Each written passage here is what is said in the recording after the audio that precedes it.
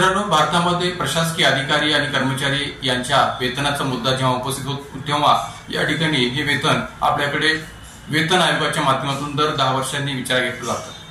मात्र संसद सदस्यांच्या वेतनाचा आणि राज्य विधिमंडळ सदस्यांच्या वेतनाचा म्हणजेच खासदार आणि आमदारांच्या वेतनाचा निर्णय स्वतः खासदार आणि आमदार यांच्याकडूनच घेतला जातो. आपल्याला माहित असेल, भारतीय राज्यघटनेच्या कलम 106 नुसार संसद सदस्यांचं वेतन हे संसद कायद्याद्वारे, तर कलम 195 नुसार राज्य विधिमंडळ सदस्यांचं वेतन हे राज्य विधिमंडळ कायद्याद्वारे निश्चित केलं जातं. आज आपण या ठिकाणी नुकतेच झारखंड विधानसभेने या ठिकाणी आमदारांच्या वेतनामध्ये जी काही वाढ केलेली आहे या अनुषंगाने चर्चा करणार आहोत. त्या माध्यमातून एक प्रकारे भारतातील विभिन्न घटक राज्यांच्या पातळीवर असणाऱ्या आमदारांच्या वेतनासंबंधीची माहिती घेणार आहोत. तर आपल्याला माहित असेल, या ठिकाणी नुकतंच सप्टेंबर 2023 मध्ये झारखंडच्या विधानसभेने आमदारांच्या वेतनामध्ये वाढ केलेली आहे आणि या अनुषंगाने जर आपण विचार केला तर झारखंडच्या आमदारांचा पगार आता देशात सर्वाधिक म्हणून ओळखला जातोय. देशात सर्वाधिक पगार किंवा वेतन जे काय ते झारखंडच्या आमदारांना आता प्राप्त होणार आहे आणि महाराष्ट्राचा यामध्ये नेमका कितवा क्रमांक लागणार आहे या संबंध दृष्टीने आपण जी काय माहिती आहे ती थोडक्यात आज आपण जाणून घेऊया. तर आता पहा, या ठिकाणी देशातल्या वेगवेगळ्या राज्यांमध्ये आमदारांना नेमका पगार किती आहे किंवा वेतन किती आहे याची आकडेवारी आता समोर आलेली आहे. जी काही आकडेवारी मी तुम्हाला स्पष्ट करणार आहे ती एक प्रकारे द इंडियन एक्सप्रेस या वृत्तपत्र माध्यमातून या ठिकाणी प्रसिद्ध केलेली होती, त्या आधारावर तिथं स्पष्ट करतोय. तर त्यानुसार सर्वाधिक पगार असणाऱ्या राज्यांमध्ये झारखंडच्या आमदारांचा पगार जो काय तो सर्वात वरच्या क्रमांकावर लागतो, कारण की त्यांना सर्वाधिक पगार आता प्राप्त होणार आहे. आता हा आमदारांचा जो काही पगार आहे तो कसा ठरतो आणि कसा आमदारांचा पगार जो काय तो निश्चित केला जातो याच्याबद्दल थोडक्यात आपण माहिती घेऊया. तर प्रत्येक राज्य सरकार आपल्या आमदारांचे पगार आणि त्यातील समाविष्ट बाबींविषयी, मी काय म्हणतोय की प्रत्येक राज्य सरकार आपल्या आमदारांचे पगार आणि त्यातील समाविष्ट बाबींविषयी निर्णय घेत असते. म्हणजे त्या घटक राज्यात जे काही सरकार आहे ते आपल्या आमदारांचे पगार आणि त्यातील समाविष्ट बाबींविषयी निर्णय घेत असतं. यामध्ये सामान्यपणे जर आपण विचार केलं तर मुख्यमंत्री, मंत्री आणि विरोधी पक्ष नेत्यांचे जे काही वेतन किंवा पगार आहेत ते इतर आमदारांपेक्षा जास्त असतात. काय याच्यामध्ये की यामध्ये सामान्यपणे मुख्यमंत्री आणि मंत्री व विरोधी पक्ष नेत्यांचे पगार किंवा वेतन इतर आमदारांपेक्षा जास्त असतात. त्याचबरोबर आणखीन एक महत्वाची गोष्ट कोणती, तर या पगारामध्ये त्यांचा मूळ पगार व भत्त्यांचा समावेश असतो. या वेतनामध्ये त्यांचा मूळ पगार आणि भत्त्यांचा समावेश असतो. महागाईचा विचार करता या पगारामध्ये भत्ते वाढवण्यासंदर्भात संबंधित समितीकडून शिफारस केली जाते. म्हणजे जी काही संस्थेच्या अंतर्गत असणारी समिती असेल, राज्य विधिमंडळाच्या पातळीची समिती असेल, तर ती समिती महागाईचा विचार करून या वेतनामध्ये भत्ते वाढवण्यासंदर्भात या ठिकाणी शिफारस करत असते. त्यानुसार राज्य सरकारकडून याबाबत निर्णय घेतला जातो. या भत्त्यांच्या वाढीसंदर्भात राज्य सरकारकडून निर्णय घेतला जातो. मग आता सर्वाधिक पगार झारखंडमध्ये जो आहे तो कशा पद्धतीने आता स्पष्ट करता येतोय, जसं मी आता म्हटल्याप्रमाणे की नुकताच सप्टेंबर 2023 मध्ये झारखंडच्या विधानसभेने हा पगाराचा वाढ करण्याचा निर्णय जो आहे तो घेतलेला आहे. तर तो कसा आहे, तर सर्वाधिक पगार झारखंडमध्ये आहे. देशभरात सध्या झारखंडच्या आमदारांना सर्वाधिक म्हणजेच 2,90,000 रुपये प्रति महिना वेतन प्राप्त होणार आहे, पगार मिळणार आहे.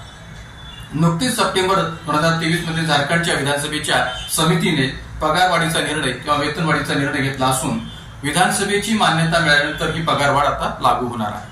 म्हणजे एक प्रकारे विधानसभेच्या पातळीवर त्याबाबतचा कायदा संमत झाल्यानंतर या ठिकाणी एक प्रकारे झारखंडच्या विधानसभेच्या आमदारांना ही जी काय पगारवाढ आहे ती लागू होणार आहे.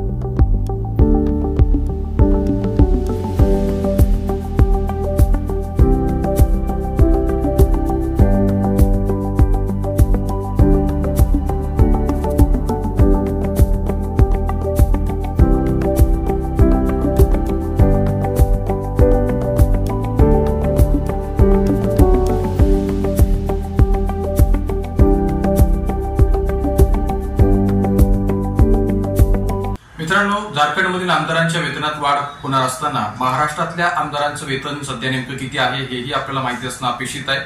तर या ठिकाणी झारखंडमध्ये 2,90,000 रुपये जे काही प्रतिमाह वेतन आमदारांचं होणार असताना महाराष्ट्रात आमदारांना सध्या 2,60,000 रुपये वेतन प्राप्त होतं।